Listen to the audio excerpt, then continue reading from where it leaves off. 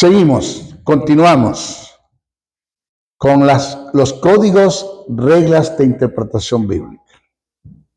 Ya vimos el cronista.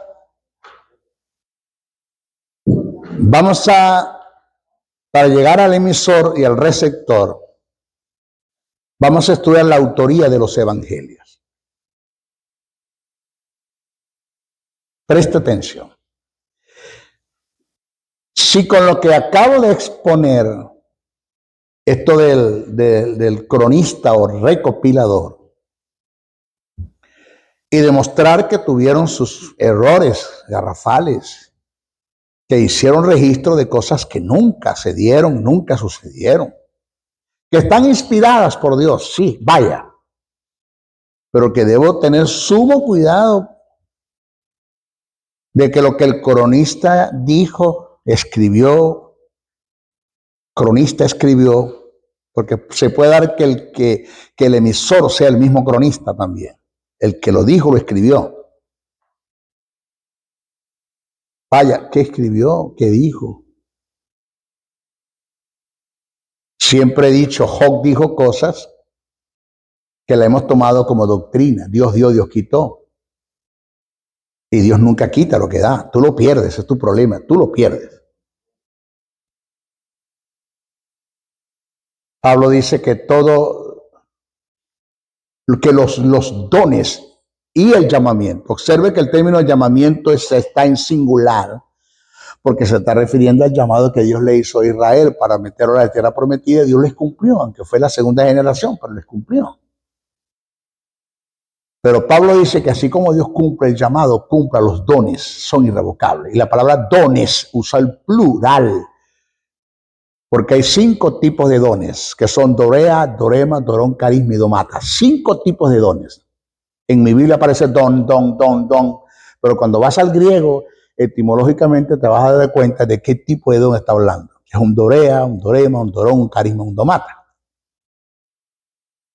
Eso lo vamos a enseñar más adelante, usted lo va a aprender más adelante. Entonces Pablo dice que los dones, sea cualquiera de los 5, Dios no los quita, usted lo pierde. El maestro briseño puede perder la autoridad de parte de Dios para ejercer el ministerio de maestro, pero sigo siendo maestro. Le tengo que dar cuentas a Dios por este ministerio. Un pastor puede ser desechado por Dios para el ejercicio del ministerio, pero sigue siendo pastor y tiene que darle cuenta a Dios por el pastorado. Que no tiene derechos ni autoridad de parte de Dios para ejercerlo por tantas cosas, imprudencias, terrenos que pisó, que lo descartan y lo descalifican para seguir ejerciendo el ministerio, es otra cosa, pero sigue siendo ministro. Punto, eso está allí.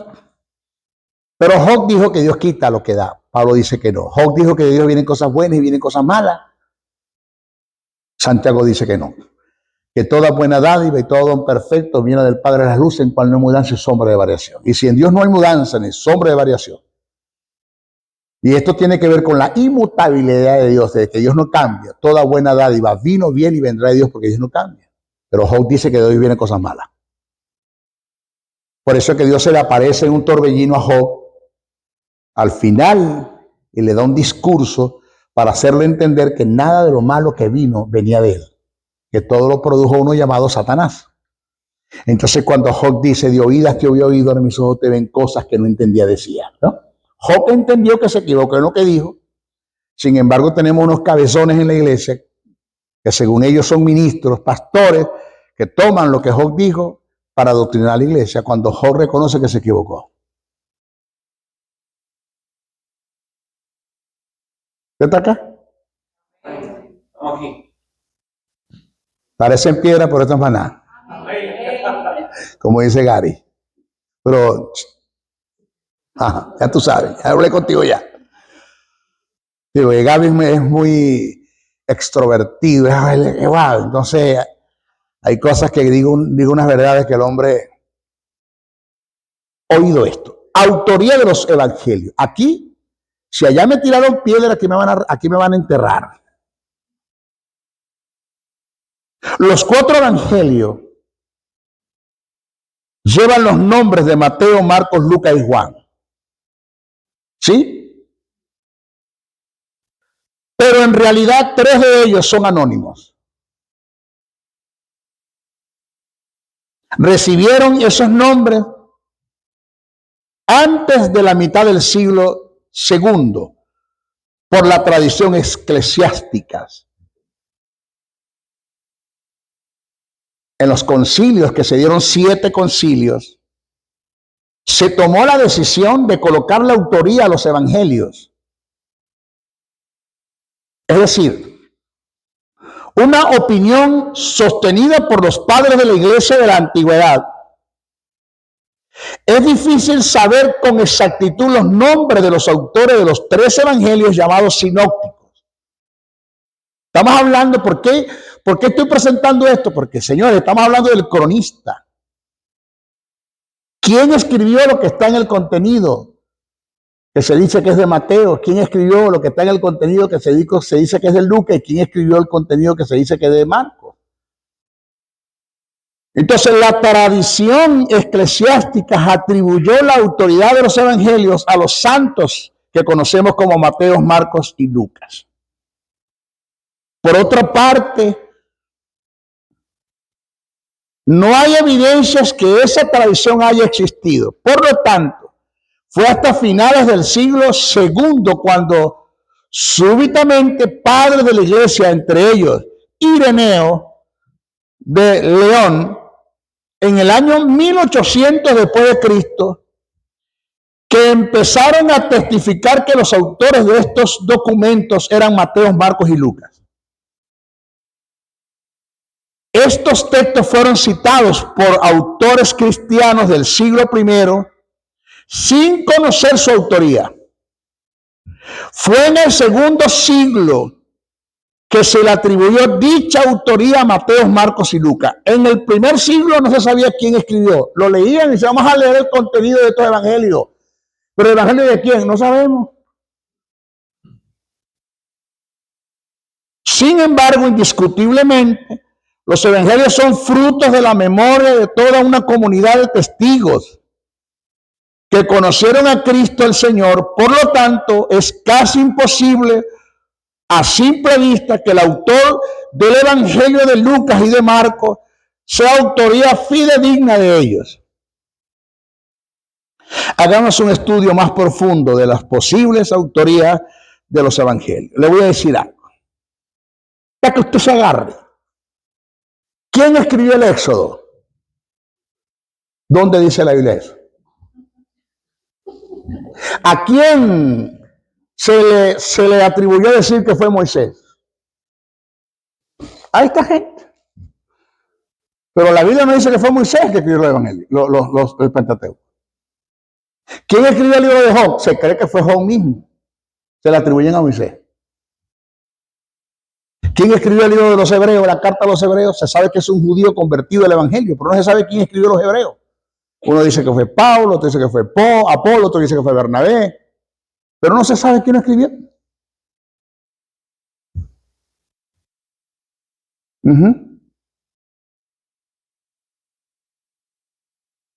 Entonces tenemos un sinnúmero de libros en la Biblia que no se saben los autores. No saben quién lo escribió. Igual pasa con el Evangelio. Vamos a ver. En el caso del Evangelio de Mateo, se puede correr la posibilidad que sí sea Mateo su autor, ya que fue un testigo presencial de la vida de Jesús durante 3 años de su ministerio mesiánico, mientras estuvo en la tierra. Pero el contenido del Evangelio no da testimonio, no da testimonio de que sea Mateo el autor. No da. Usted no va a conseguir en ninguna parte del Evangelio de Mateo que diga yo Mateo, como Pablo en las epístolas, Pablo, siervo de Jesucristo, llamado a ser apóstol a las iglesias tal. No hay autoría. En el caso del Evangelio de Marcos, no existen pruebas fidedignas acerca de quién fue el autor. El texto no incluye ninguna indicación sobre su autoría. La tradición cristiana ha atribuido el evangelio a Marcos, quien fue discípulo de Pedro, personaje conocido por Pablo, el cual fue su compañero según lo que registra la carta a los Colosenses en los Hechos de los Apóstoles, según Hechos, el capítulo 12, versos 12 al 25, capítulo 13, versos 15 al 15, Colosenses 4:10. Pedro, en su primera epístola, los considera su hijo. Primera de Pedro 5:13. Pero reitero, no existen pruebas fidedignas que afirmen en forma absoluta que Marcos es el autor del evangelio que lleva su nombre. No se sabe quién lo escribió. En relación al evangelio de Lucas, se le atribuye la autoría a Lucas por algunas razones que se presentan en su contenido y en el contenido escrito en el libro de los Hechos. Que sin lugar a dudas fue el mismo autor del evangelio. Según la información que da el contenido del evangelio, sus escritos tienen un ojo clínico, o sea que quien lo escribió el evangelio parece que era un médico.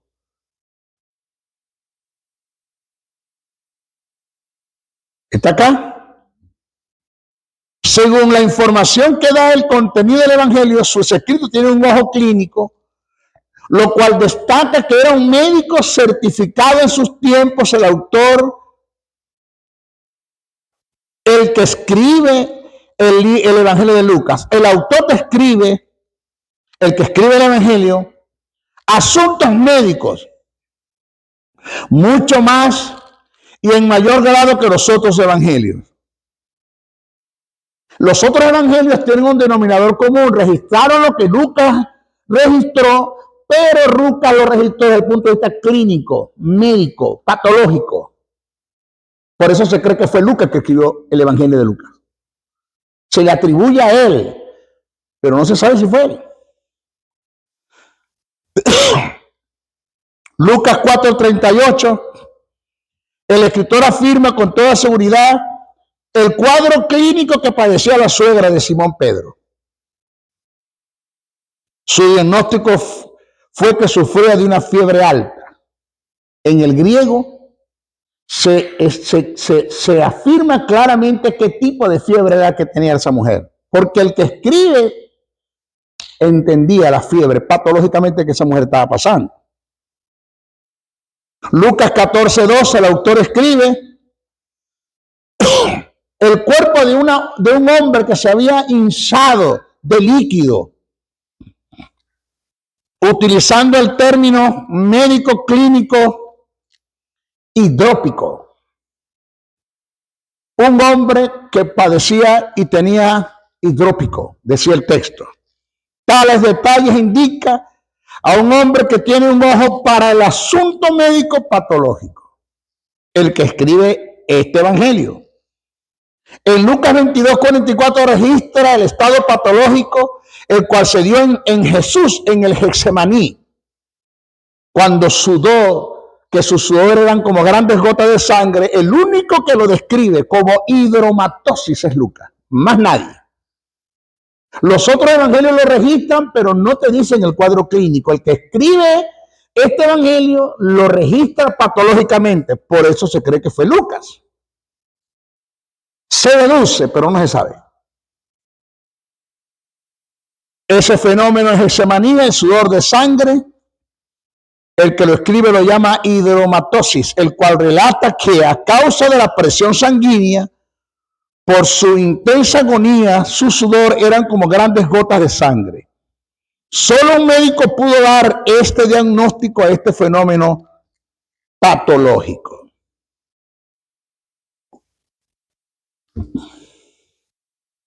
Pablo, en su escrito corrobora,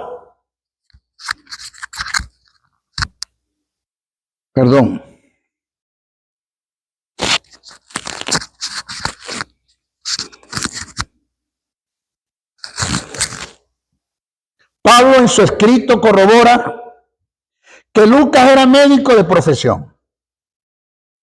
Colosenses 4:14. Entonces, por todos estos indicios, es posible que el autor del Evangelio de Lucas sea Lucas, el mismo escritor de los Hechos de los Apóstoles. En el caso del Evangelio de Juan, aquí sí hay pruebas que fue Juan el que lo escribió. ¿Vio? Hay pruebas. En el mismo Evangelio lo hay. Se puede aceptar que fue Juan quien lo escribió por ciertas informaciones que se presentan en el Evangelio escrito. Cuando usted hace un estudio en forma paralela, tomando en cuenta la información que nos da los otros evangelios, eso se llama tomando lo que llaman en los textos paralelos, un principio de interpretación. El discípulo a quien le llamaban el amado es Juan. Entonces sí fue Juan quien escribió este evangelio, que lleva su autoría. Vamos a analizar la información. Juan 13, 22, 24. Mire cómo dice. Los discípulos se miraban unos a otros y estaban perplejos sin saber de quién hablaba. Uno de sus discípulos, el que Jesús amaba, estaba a la mesa inclinado en el pecho de Jesús. Por eso Simón Pedro le hizo señas y le dijo, dinos de quién está hablando, cuando está tratando la traición de Judas.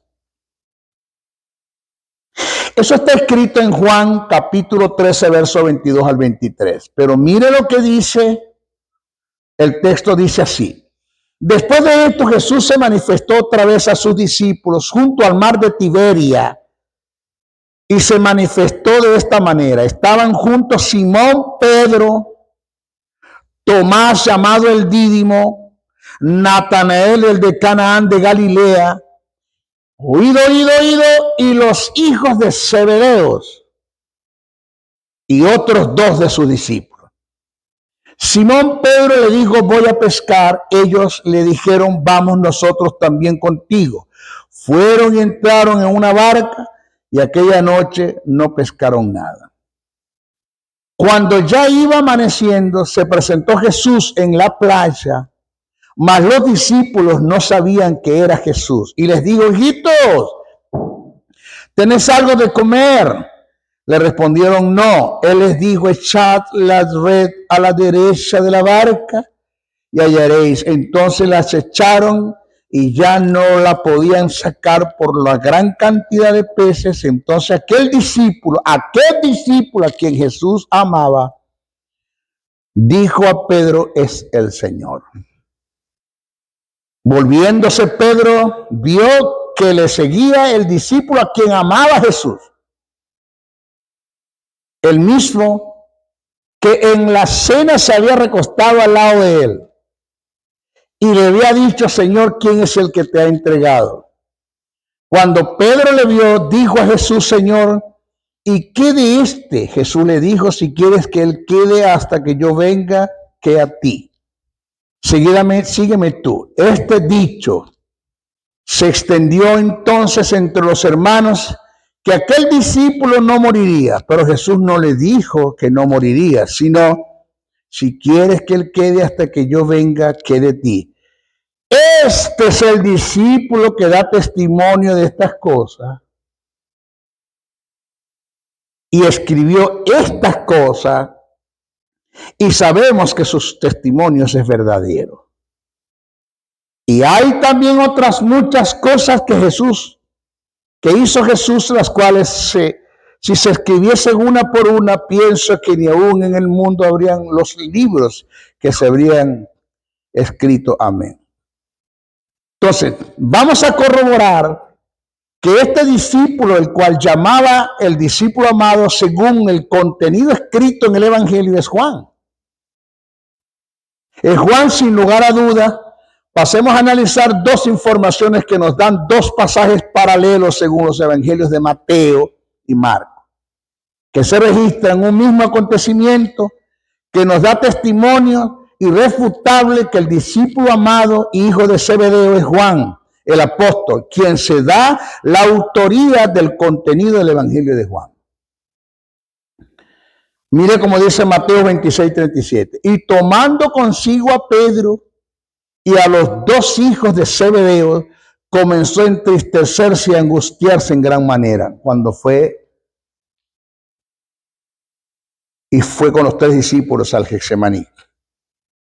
Dice el texto, Marcos 14:13 registra lo que Mateo 26:37 dice. Y llevó consigo a Pedro, a Jacobo y a Juan. ¿Quién era Juan y Jacobo? Los hijos de Zebedeo. Juan, que es hijo de Zebedeo, fue el que escribió el Evangelio de Juan, porque él mismo dice, y este discípulo se da testimonio de las cosas que escribe. Y llevó consigo a Pedro, a Jacobo y a Juan, y comenzó a afligirse y a angustiarse en gran manera.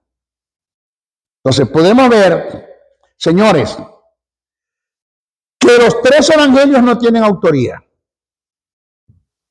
El Pentateuco no tiene autoría. Hebreos no tiene autoría. El libro de Job no se sabe quién lo escribió, se cree que fue Job.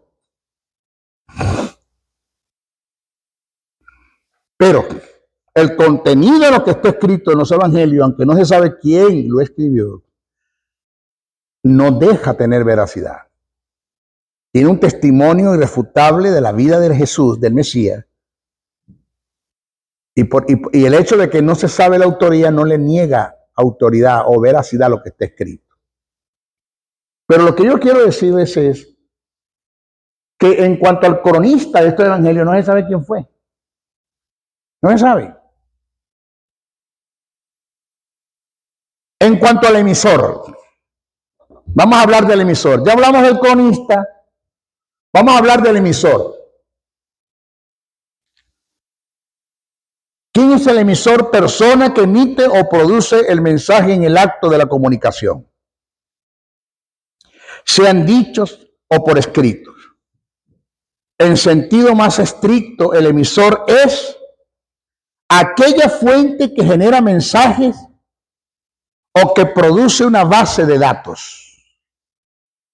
En cuanto al emisor bíblico, se debe tomar en cuenta que el no identificar al emisor en el estudio de las escrituras sagradas, se corre el riesgo de hacer juicios predeterminados en el desarrollo del contenido escrito, por desconocer la fuente de donde procede la información escrita. Doy un ejemplo. Oído. Un hijo, presta atención acá, míreme para acá, míreme para acá, míreme para acá. Un hijo le escribe una carta a su madre y le dice, madre, tú eres una rata. ¿Cómo ve usted que un hijo se exprese así a su madre? ¿Cómo usted lo ve? ¿Cómo lo ve? Pero al final de la carta dice, escribe Mickey Mouse. ¿Cómo lo ve ahora? ¿Está bien?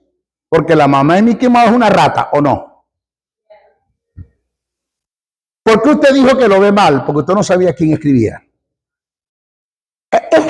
Eso es lo que yo quiero que usted entienda. Yo a usted le puedo decir el nombre de la esposa de Pedro y de Pablo. Se lo puedo decir. ¿Quiere que se lo diga?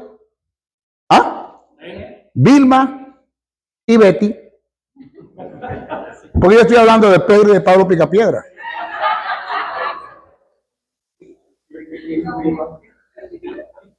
Sí me está agarrando. O sea, yo le estoy dando ejemplos para que usted vea, wow, que verdad hay acá, que cuando yo no sé quién es el que está escribiendo, yo puedo hacer un juicio predeterminado y darle una mala interpretación a la escritura, porque yo no sé quién escribe. Por eso es la importancia de hacer la hilación del pensamiento. Cuando yo voy a leer una carta, si la carta tiene 10 páginas, debo comenzar en la primera, como voy a comenzar en la quinta o en la sexta. No voy a entender nada. Entonces los evangelios o los escritos bíblicos tienen una hilación de pensamiento, el cual yo debo comenzar. Vamos a ver el pensamiento de lo que está escrito. Gente que saca el texto de su contexto. ¿Aló? Mire,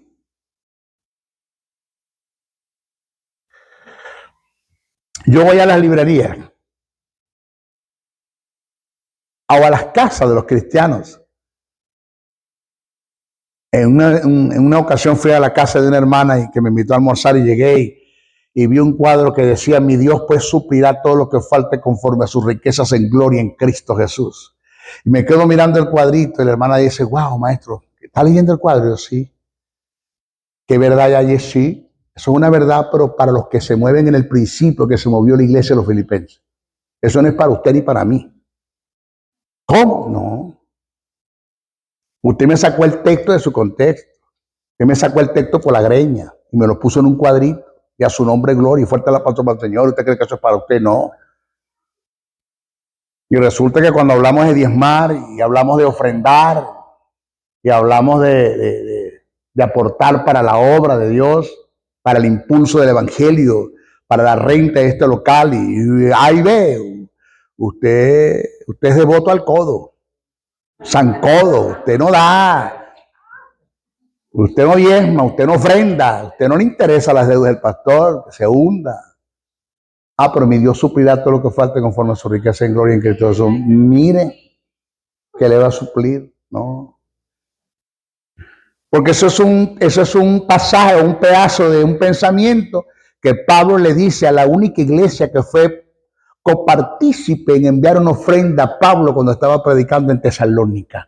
La única iglesia de todas las que Pablo fundó fue una que se acordó y le enviaba una ofrenda a Pablo en la iglesia que estaba en Tesalónica. Entonces Pablo dijo: vosotros fuisteis los únicos que participasteis en dar.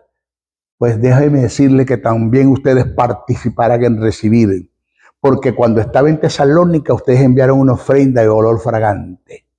Mi Dios pues suplirá todo lo que os falte conforme a su riqueza en gloria en Cristo Jesús. ¿A quién le dijo Pablo eso a la iglesia filipense? Eso no es para vos ni para mí, a menos que nos movamos en el principio que se movió esa iglesia.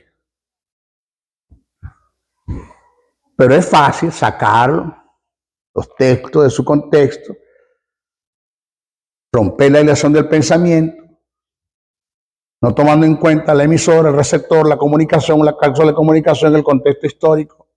A mí eso, maestro, me resbala. Perdóneme, a usted, a mí no.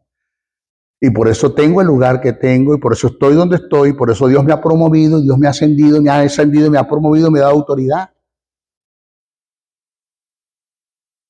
Porque yo no estoy jugando al evangelio.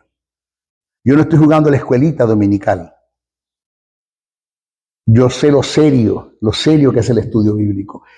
Uno de los servicios que no debe faltar en nuestras congregaciones es el estudio bíblico. Mire,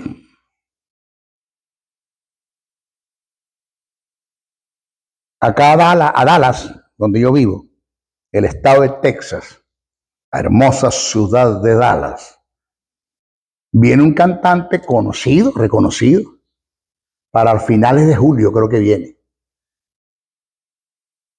Y ya lo van a meter en un escenario que caben como 2,000 personas. ¿Y usted cree que hay una entrada ya? Se vendió el VIP, el PI, el que no es PI, se vendió todo. Ni una entrada. Pretenden poner pantallas afuera o volver a hacer otra actividad con el hombre porque no hay ni un puesto disponible. Y es un concierto. ¿Y qué te da un concierto? ¿Qué te deja? Primero, que no son todos, pero las hay. Las más grandes mentiras que se cantan en los púlpitos de los evangélicos, como tú no tienes idea. Por eso yo no uso música. Yo no escucho música que de cristiana no tiene nada. No escucho eso. Yo prefiero escuchar una música romántica que le cante al amor, a las estrellas, a la creación, a mi esposa, a mis hijos. Que escuchar una de esas canciones que se están cantando en nuestras congregaciones, que son descontextualizadas, distorsionadas, falsa doctrina. Usted no tiene una idea. Hasta idolatría se canta. En nuestra iglesia, idolatría. Oh, Jerusalén, qué bonita eres. Calles de oro, Mal de cristal. Oh Jerusalén, qué bonita eres. Calle de oro, mal de cristal. Y usted ve el bajo, hermano, y el guido, y por esa calle yo voy a caminar. Y la hermanita Petra danzando con Jerusalén. Y yo me imagino al padre diciéndole al hijo, a Jesús, le están cantando es una ciudad, a mí no me están cantando, a ti te están cantando, no, idolatría, es idolatría. Señor, llévame a tus atrios, al lugar más santo, al altar de bronce, Señor, tu rostro quiero ver. Pásame a la muchedumbre. O sea, después que estoy en el lugar santo, voy para atrás otra vez. El tipo no sabe lo que cantó, no sabe lo que compuso. Falsa doctrina. Entonces, cuando usted me pone una música, la gente dice, pero tú no tienes música en tu radio cristiana, porque es que no hay. Lo que se canta es falsa doctrina, la mayoría, el 80% es falsa doctrina. ¿Usted está acá? Estamos aquí.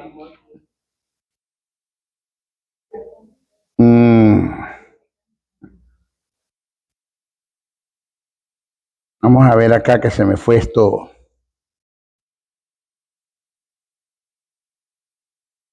Vamos a ver acá. Se me corrió esto sin darme cuenta. Ok. Mire. Ya vimos el emisor. ¿Quién escribió? En cuanto al receptor,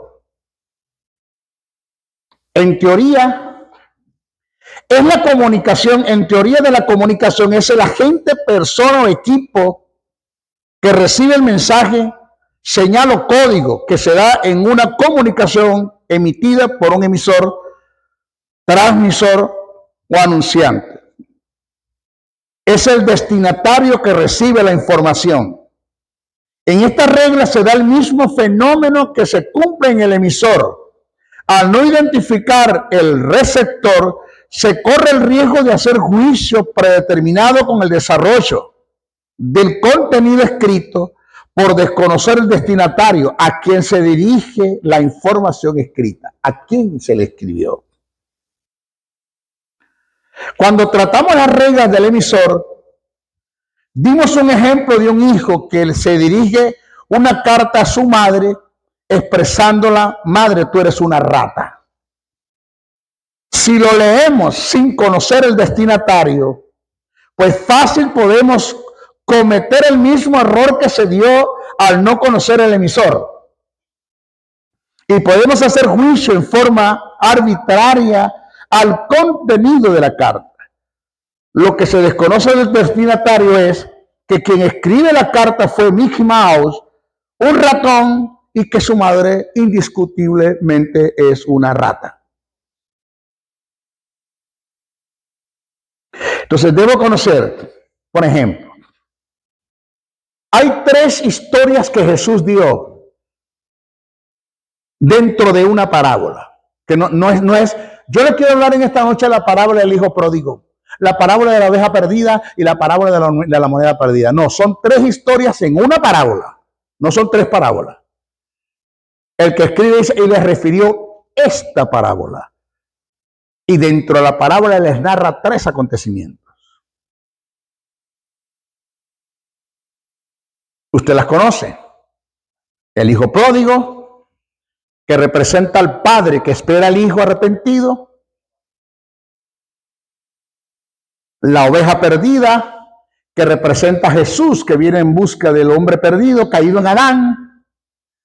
Y la mujer que enciende la lámpara para buscar la moneda, que representa la iluminación y la inspiración y el convencimiento de pecado del Espíritu Santo. La mujer representa al Espíritu Santo. El buen pastor representa a Jesús y el padre que espera al hijo representa al gran yo soy, a Jehová Dios. El conjunto de la deidad incluido en la redención del hombre. Ellos vinieron a buscar al hombre. Usted no buscó a Dios, él lo buscó a usted.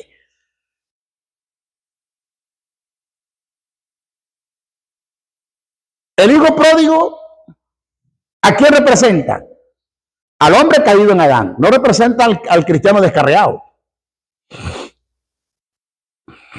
¿Dónde está el hermano Juan de los Palotes? En el mundo, comiendo algarrobas. ¿Por qué usted dice eso? ¿Porque está descarriado? Comiendo algarrobas. Primero el hijo pródigo no comió algarroba. Deseaba comer, pero no comió. Ya para los evangélicos comió. ¿A quién representa el hijo pródigo? Al hombre caído en Adán. ¿A quién representa el impródigo? Al judío que criticaba que Jesús comía con publicanos y con pecadores. El mayor. ¿Quién es el emisor? Jesús. ¿Quién es el receptor? Los discípulos y los judíos que estaban allí. Porque Jesús da la parábola por causa de la que los judíos criticaban a Jesús que comía con publicanos y con pecadores. Entonces Jesús les lanza las parábolas.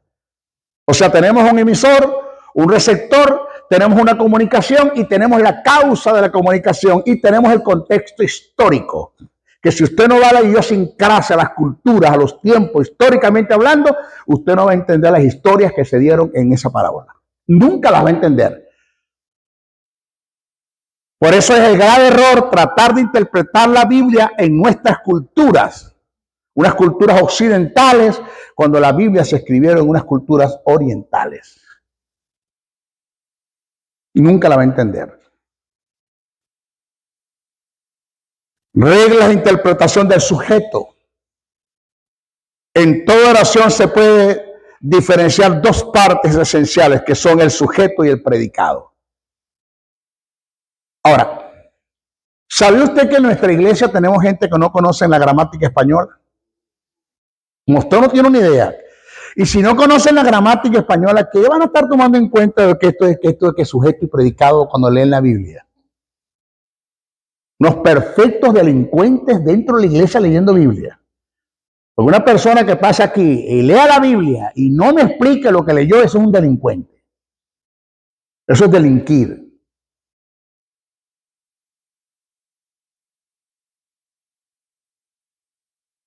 En cuanto a sujeto, esto indica quién realiza la acción o de quién se está hablando. El núcleo del sujeto puede ser un sustantivo, un pronombre o un artículo determinado. A este acto se le llama acto perlocutivo. Maestro, ¿usted está hablando en lengua? No. Esto es importante conocerlo. La gramática española para irme a la gramática del griego para poder hacer una interpretación bíblica acertada. El sustantivo,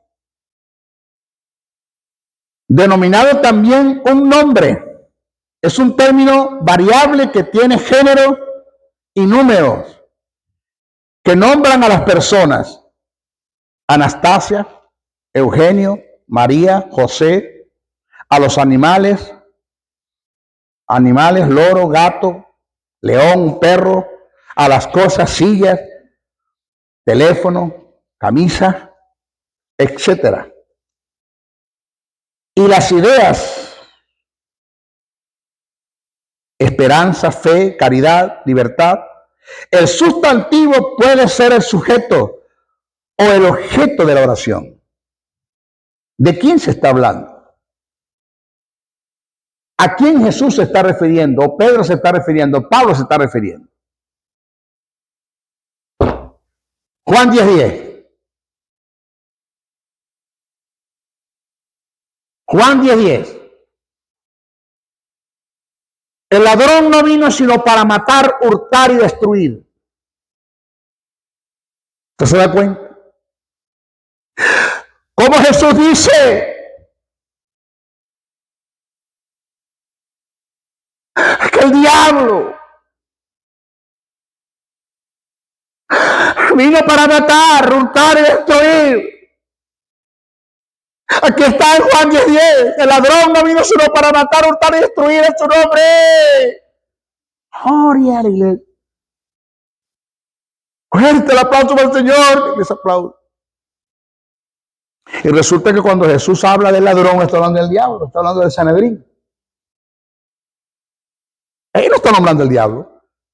Está hablando del Sanedrín, los que vinieron antes que yo. Son hurtadores, ladrones, salteadores. Los llama pastores asalariados, que no dan la vida por las ovejas.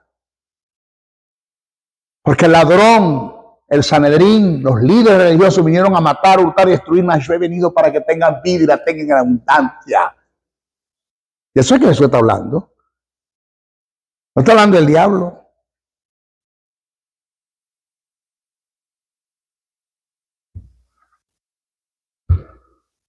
Cuando Jesús le dijo a Pilato, mayor condenación hay para el que me ha entregado a ti. ¿De quién está hablando? Dígalo, ¿de quién está hablando? De Judas. No, está hablando del Sanedrín. Mayor condenación hay para los que me han entregado a ti. ¿Está hablando de quién? Del Sanedrín, no de Judas.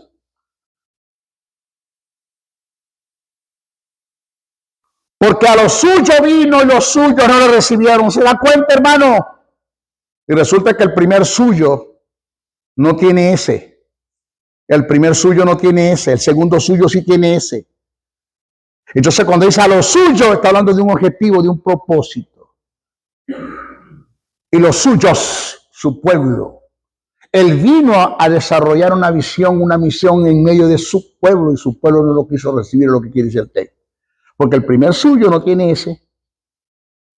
Una S, una letra le quita sentido a una oración.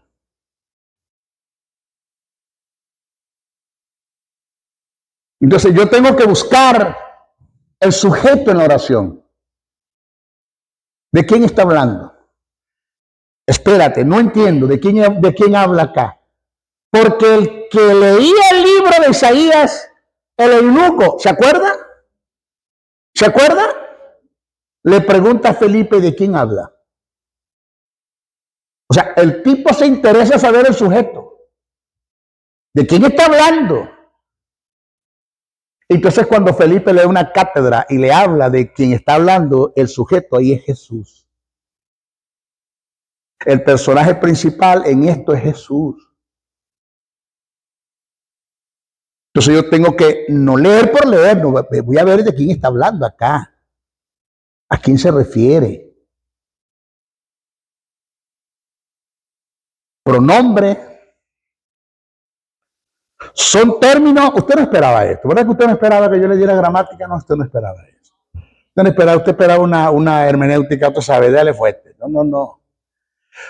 Es por eso que en la universidad me dijeron, no digas esto. No. Pronombre son términos que reemplazan al sustantivo o al sujeto en una oración y te evitan tener que mencionarlos directamente.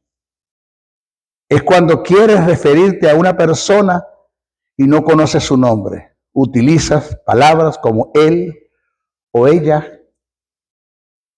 Él o ella es un pronombre en la oración que no debe confundir el pronombre con el artículo determinado. En la oración, por decir, el carro de él lo vendimos por $500. El término él para referirse al carro es el artículo determinado y el término él para referirse al dueño del carro es el pronombre. El pronombre va acentuado. El artículo determinado no va acentuado.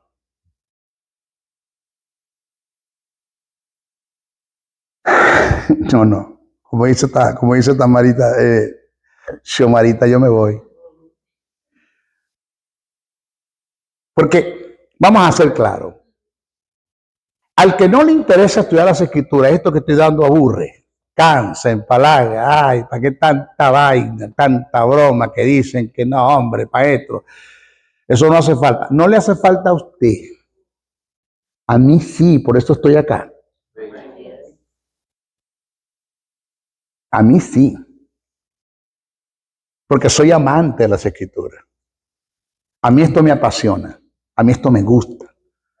Esto me entrego. Wow. Cada vez que me ponga a leer la Biblia, mira, ¿de quién está hablando? Vamos a ver. Le meto la lupa. La hermenéutica. Yo, wow.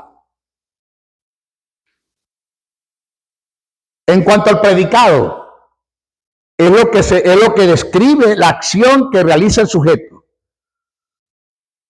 O lo que se dice del sujeto. El núcleo del predicado es un verbo, que por ende es la narración de una acción. Las reglas de interpretación del sujeto nos permite descubrir de quién se está hablando en el desarrollo de un discurso o una conversación. De no conocer esta regla y trabajar con ella, se corre el riesgo de atribuirle a segundas personas acciones que no tienen relación con ellas. Y en el peor de los casos, dichas personas ni siquiera forman parte, ni están presentes en la escena, ni en dicha narración. Vamos a dar un ejemplo, analizando un pasaje bíblico.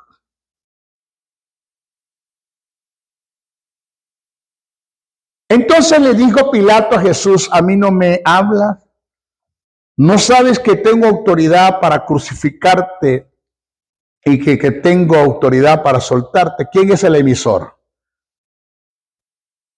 Vamos, ayúdame porque estoy dando clase. Yo no estoy dando una predicación vulgar. Yo estoy enfrente a mis discípulos. ¿Quién es el emisor aquí? ¿Ah? Pilato. ¿Quién es el receptor? Jesús. Hasta lo que hemos leído. Entonces digo Pilato a Jesús: ¿a mí no me habla? ¿No sabes que tengo autoridad para crucificarte y tengo autoridad para soltarte? Respondiendo Jesús: ¿quién es ahora el emisor? Jesús. ¿Quién es el receptor? Pilato. Respondiendo Jesús les dijo: ninguna autoridad tendrías contra mí si no te fuese dado de arriba. Por tanto, el que a ti me ha entregado mayor pecado tiene. El ejemplo que le acabo de decir. Muchos han alegado en forma arbitraria que en la oración Jesús se está refiriendo a Judas. Cuando hace un análisis buscando el sujeto en la oración, no podemos percatar que Jesús está haciendo referencias al Sanedrín. Muchos alegan que dicha referencia en Judas es a Judas por haberse usado en la oración un artículo determinado en singular, él. El hecho de que en la oración se haya utilizado un artículo determinado en singular para hacer referencia al sujeto no indica que su referencia es a Judas, porque en este caso Jesús se refiere al Sanedrín como un organismo, un núcleo, una institución, como un cuerpo. Por eso se utilizó un artículo determinado. Diga ay. Esto también se puede demostrar utilizando las reglas de interpretación de los pasajes paralelos. En otros pasajes que tratan el mismo asunto, podemos demostrar que quien entregó a Jesús a Pilato fue el Sanedrín, mientras que fue Judas quien entregó a Jesús al Sanedrín. Judas lo entrega al Sanedrín y el Sanedrín lo entrega a Pilato. Según el análisis que hemos hecho el pasaje presentado, tomando en cuenta las reglas de interpretación del sujeto, pudimos descubrir en la oración quién es el sujeto, que en este caso es el Sanedrín. Vamos a otro ejemplo analizando otro pasaje bíblico. Ya se los dije, Juan 10:10, el ladrón no vino sino para hurtar, matar y destruir. Yo he venido para que tengan vida y la tengan en abundancia. Muchos han alegado en forma arbitraria que en la oración Jesús se está refiriendo al diablo. Cuando hacemos un análisis tomando en cuenta las reglas del contexto, buscando el sujeto en la oración, nos podemos percatar que Jesús está haciendo referencias al Sanedrín. Para descubrir el sujeto en la oración presentada debemos de antecedernos hasta el capítulo 9, ya que todo el discurso que Jesús presentó, donde hizo mención del ladrón, se dio por causa de que Jesús sanara a un ciego de nacimiento. El capítulo 10 es una consecuencia de lo que se viene tratando en el capítulo 9. Es una elevación de pensamientos. Usted lo puede leer bien clarito en Juan 10, unos 15. Léase el capítulo 9 también de Juan. ¿Ok? En conclusión a la regla del sujeto, todas las oraciones o eventos que se narran en las Escrituras con fundamentos tienen dos partes esenciales, que son el sujeto y el predicado. Es nuestro trabajo como estudioso de las Escrituras conseguirlos ambos en la oración escrita. Se acabó el pan de piquito. Dios no tiene panadería. Se acabó la delincuencia. A estudiar. La comunicación. Regla de interpretación de la comunicación. Hablamos del cronista. Hablamos del emisor. Hablamos del receptor. Hablamos del sujeto. Hablamos del predicado. Vamos a hablar de la comunicación. Es la actitud consciente de intercambiar información entre dos o más participantes con el fin de transmitir o recibir significados a través de un sistema compartido de signos o normas semánticas. En un sentido general, la comunicación es la unión y el contacto con otros seres y se puede definir como el proceso mediante el cual se transmite una información de un punto a otro. La comunicación viene siendo el desarrollo que se da, bien sea en dichos, en hechos, expresiones o en escritos. En cuanto al estudiante de las Escrituras, su trabajo es captar el pensamiento del que emite la comunicación. ¿Qué es lo que quiere decir? ¿Por qué lo dice? ¿Por qué lo escribió? ¿A quién se lo dice? Para tal efecto se debe tomar en cuenta algunos factores que son determinantes. Primero,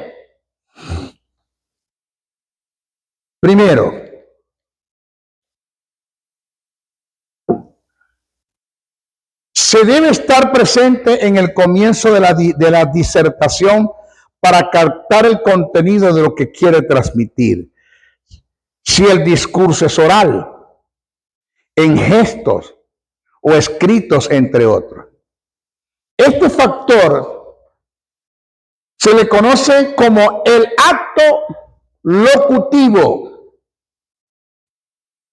de ser escrito, que es el caso del estudiante de las Escrituras. Se debe comenzar su hilación, su análisis desde el comienzo del contenido escrito. De no ser así, se perdería la hilación del pensamiento del emisor. Voy a dar un ejemplo. Mire esto. Hebreos 12:1.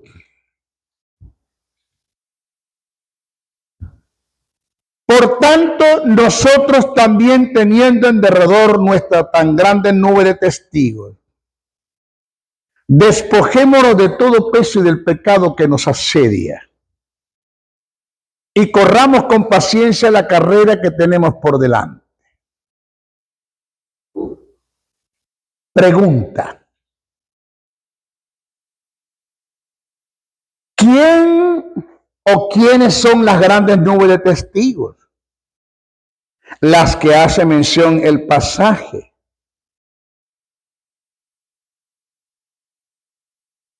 Ahí le dejo para que piense un poquito. Jamás usted va a saber de quién está hablando el que escribe, que no se sabe quién escribió Hebreos.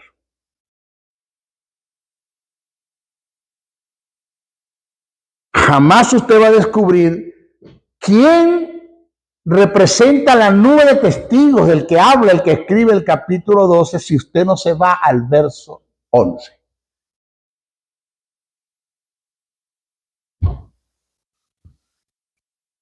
Entonces, de la única manera de tener respuesta acertada a la verdad de esta pregunta es que comencemos a analizar el pensamiento del que escribe, que dicho pensamiento tiene su comienzo en el capítulo 11, escrito a los hebreos del verso 1 adelante.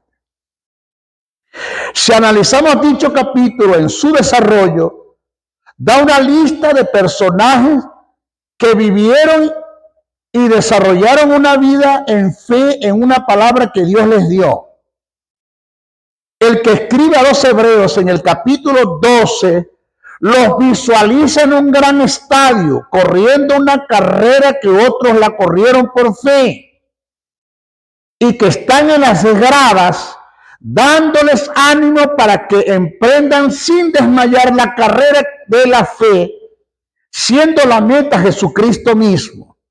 Según lo que hemos analizado, la gran nube de testigos a las que hace mención el capítulo 12 son los personajes nombrados en el capítulo 11, que corrieron esa carrera por fe, y esto lo pudimos entender por la razón de que comenzamos a hacer un análisis del pensamiento del emisor desde su inicio.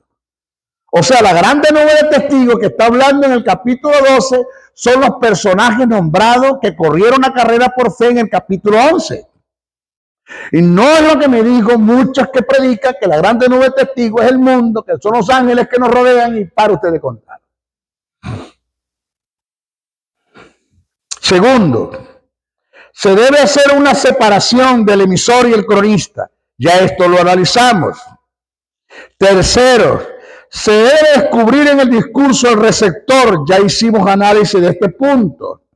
Cuarto, si hay un término en la lectura que no es de nuestro entendimiento, se debe detener la lectura y buscar la etimología o el significado de dicho término, ya que de él puede depender el desarrollo de la oración. Es aquí donde se debe aplicar las reglas de interpretación denominadas como la etimología de los términos, que es el origen o procedencia de las palabras, que explica su significado y su forma. Le voy a dar un ejemplo rapidito.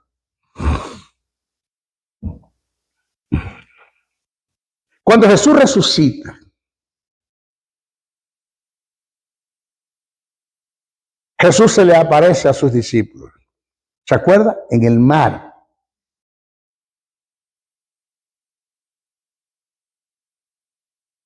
Jesús se dirige a Pedro y le dice esto. Simón, hijo de Jonás, ¿me amas? Pedro se lo queda mirando y dice, te amo. Apacienta mis corderos. Jesús le vuelve a decir la segunda vez, Simón, hijo de Jonás, ¿me amas?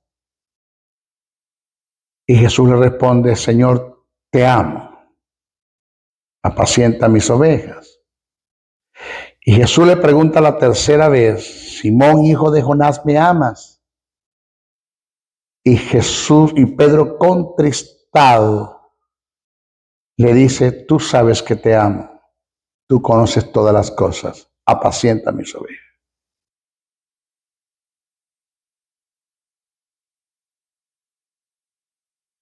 A miles he escuchado decir esto. ¿Usted se dio cuenta aquí, hermano? Que Pedro se contrista porque Jesús le preguntó 3 veces, ¿me amas? Y en las 3 veces que le digo, me ama, le recordó las 3 veces que el muérgano lo negó. No.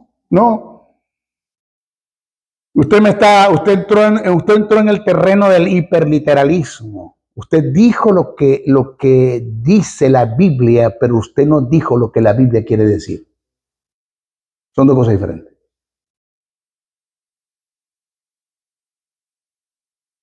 Porque usted no hizo análisis etimológico del término amor.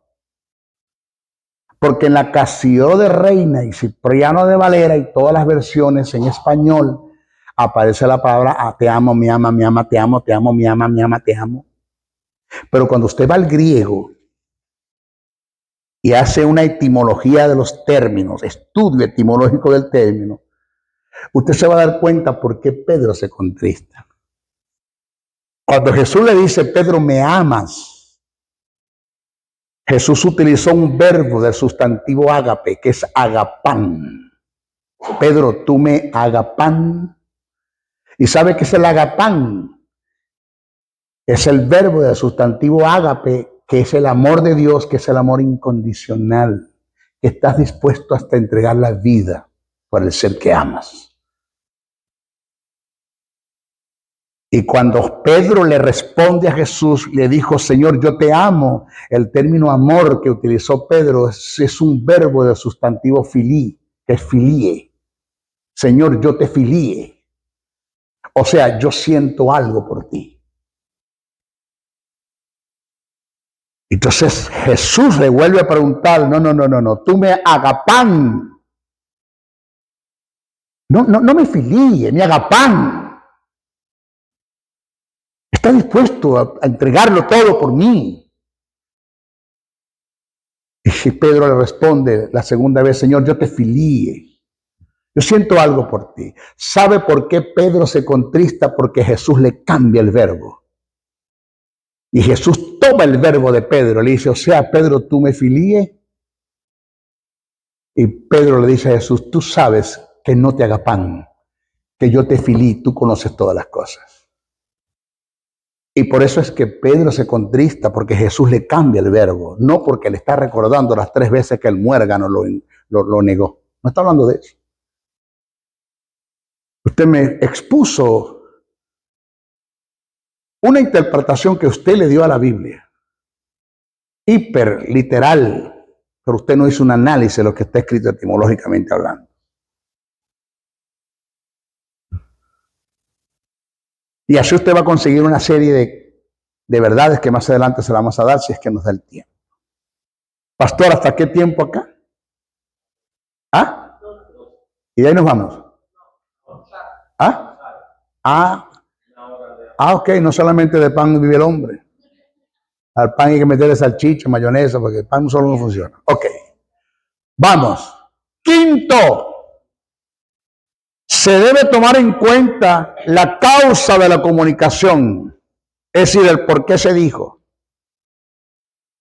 Más adelante trataremos el asunto. ¿Por qué se dijo? Porque tiene que haber un porqué.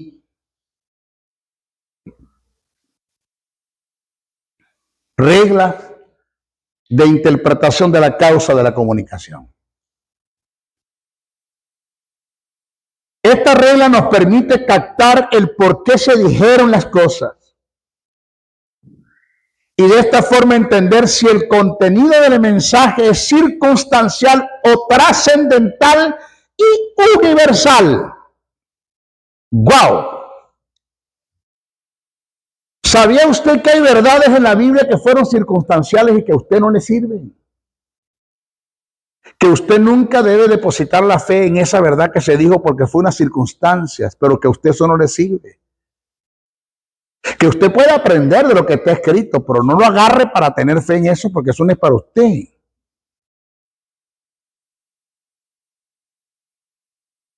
La Biblia dice que lo que yo ponga a la planta de los pies será mío. No, eso está en la Biblia, pero eso se lo dijo Dios, fue a Moisés y a Josué. Eso no te lo dijeron a ti.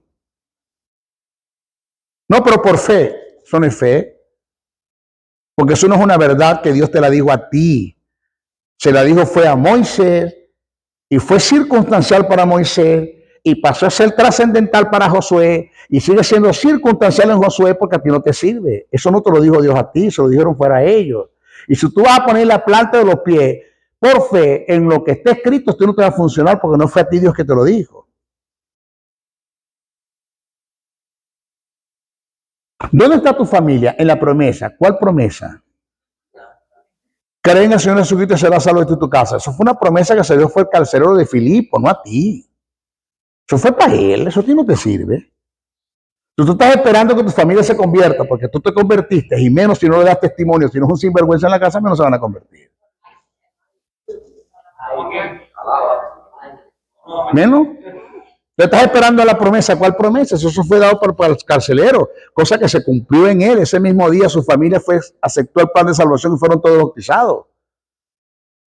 Que se dé el caso que se convierte en uno y se convierte en todo. Vaya, gloria a Dios por eso. Pero no lo tomes como una promesa en fe, porque no te va a funcionar nunca.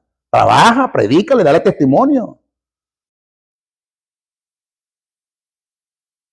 Porque hay verdades circunstanciales, verdades trascendentales y verdades universales que están escritas en la Biblia. Entonces esto tiene que ver con la causa de la comunicación. ¿Por qué se dijo? Ya sabemos que a quién se le dijo es el emisor, quién lo dijo es el receptor, quién lo escribió es el cronista. ¿Qué se dijo en la comunicación? Estamos hablando de la causa de la comunicación ahora. Si usted me está agarrando lo que quiero, ¿verdad que esto empalaga a los que no estudian Biblia? ¿Verdad? Esto cansa, esto aburre a los que no les gusta estudiar la Biblia. Cualquiera, es más, yo voy a ver quiénes son los que están interesados cuando vamos a almorzar y los que regresan es porque están interesados. Los que no regresan es porque no les interesa esta broma. El que no venga es porque esto no le interesa. El que no venga es porque está loco por irse y le da pena levantarse. Y está esperando el chance para irse y no volver más.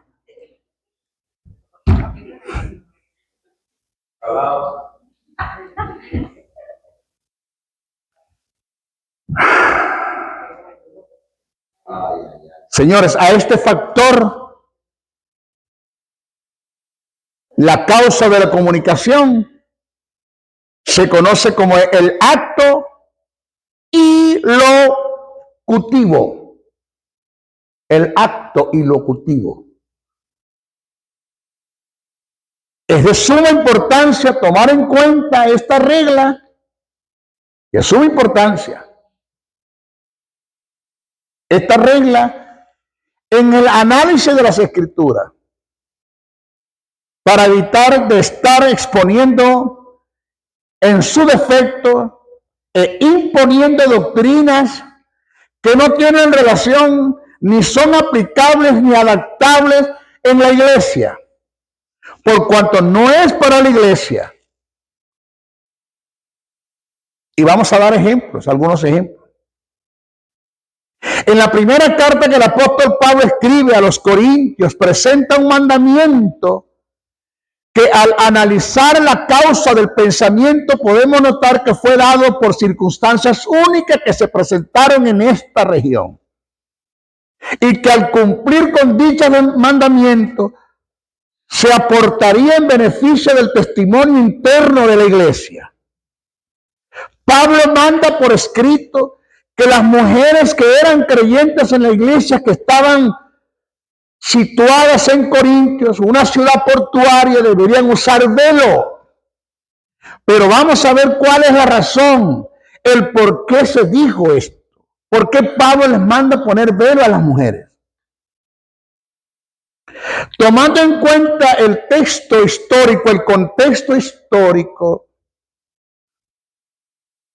y según nuestros historiadores, uno de los más confiables, Fabio Josefo, la ciudad de Corinto tenía un templo dedicado a la diosa Afrodita, denominada la diosa del amor, de la fornicación, por las prácticas de la prostitución en su ritual.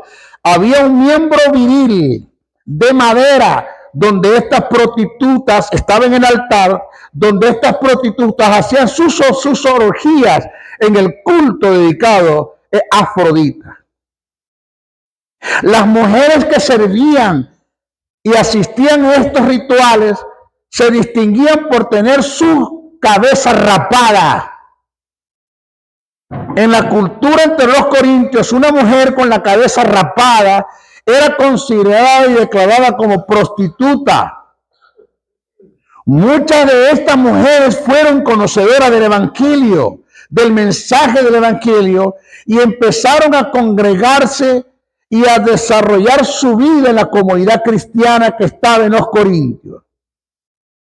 El que escribe la carta, el que está allí, que le da información a Pablo, le dice: Pablo, tenemos problemas con estas mujeres que se convirtieron en el Evangelio, que estaban en la prostitución, en el culto a dicha diosa, y que están ahora en el Evangelio, aceptaron el plan de salvación, y no hay que hacer, Pablo, porque están hasta profetizando. El Espíritu Santo les está usando profetizando. Pero cuando salen a las calles son confundidas con prostitutas porque no les creció el pelo. Entonces Pablo dijo, ponle velo. Hasta intervalo de tiempo, hasta que les crezca el cabello. ¿Está acá?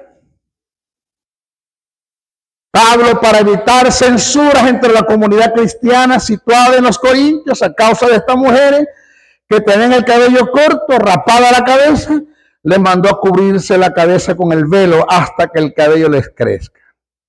Pablo afirma que el cabello de una mujer ocupa el lugar del velo. Primera carta a Corintios 11:15 dice, por el contrario, a la mujer dejarse crecer el cabello es de honroso, porque en lugar del velo, ellas tienen el cabello. Leí la Biblia. Agarré lo que está escrito literalmente, entré en el terreno del hiperliteralismo. No estudié la causa de la comunicación, sino que lo tomé así como está escrito. Saqué el pasaje y el texto por las greñas y se lo apliqué a las mujeres en la iglesia y les mandé a poner velos a todas las mujeres en la iglesia, vulgarmente, en el peor de los casos, llamando a las prostitutas. Diga, ay.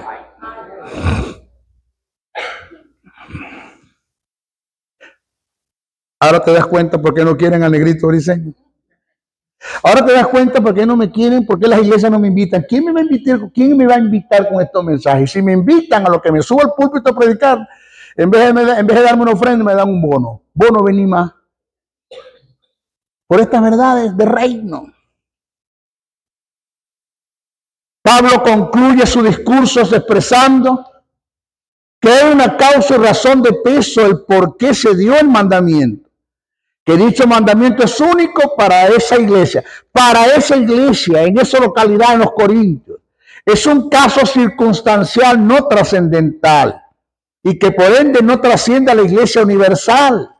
El apóstol termina su mensaje diciendo, con todo eso, si alguno quiere ser contencioso, nosotros no tenemos tal costumbre ni la iglesia del Señor. ¿Cuál tal costumbre? Usar velo. Eso lo dije por la causa, por las circunstancias que se dan allí. Búsquelo en primera carta a Corintios 11:16. Por causa de tomar en cuenta esta regla, pudimos entender el verdadero motivo o causa del mensaje del emisor. En nuestro próximo estudio vamos a hablar de la regla de interpretación del contexto. Que esta es de suma importancia. Usted no se me puede ir porque no hemos terminado todavía. Vamos a meterle algo al buche y ya regresamos, ¿ok? Bendiciones.